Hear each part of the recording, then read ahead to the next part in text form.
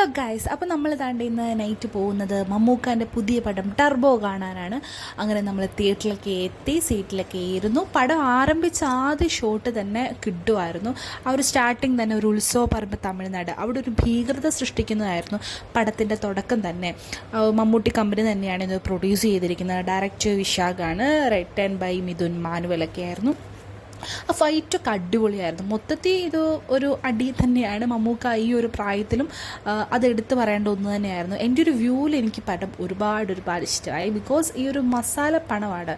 അപ്പോൾ അതിലെല്ലാം ഉണ്ട്, ആക്ഷൻ, മാസ്, കോമഡി, ലവ്, അങ്ങനെ. പിന്നെ വില്ലന്മാരുടെ കാര്യം എടുത്ത് പറയേണ്ട ഒന്ന് തന്നെയാണ്. അതിനകത്തെ കബീർ ദുഹാൻ സിംഗ് ആൻഡ് രാജ് ഷെട്ടി, അവരുടെ പ്രസൻസും ഭയങ്കരമായിരുന്നു.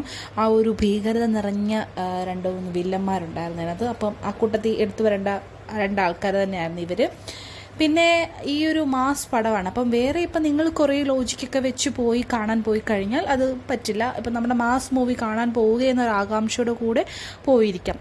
സാധാരണ മാസ് മൂവി കഥ ഒരു എലമെൻസിനപ്പുറത്ത് പിടിച്ചിരുത്തുന്ന എന്തൊക്കെയോ ഉണ്ട്. ഫസ്റ്റ് ഹാഫിനെക്കാട്ടി കൂടെ സെക്കൻഡ് ഹാഫാണ് കൂടുതൽ ഇൻട്രസ്റ്റിംഗ് നമുക്ക് തോന്നുന്നത്. പിന്നെ ലാസ്റ്റ് ആ ഒരു ക്ലൈമാക്സ് കൊണ്ട് അടിപൊളി സാധനമായിരുന്നു. അങ്ങനെ ലാഗോ കാര്യങ്ങളോ ഒന്നും ഇല്ലാതെ നന്നായി എൻജോയ് ചെയ്യാൻ പറ്റിയ നല്ലൊരു മൂവിയായിരുന്നു. നിങ്ങൾ മസ്റ്റായിട്ട് തിയേറ്റർ എക്സ്പീരിയൻസ് തന്നെ ചെയ്യേണ്ടതാണ്. ബൈ.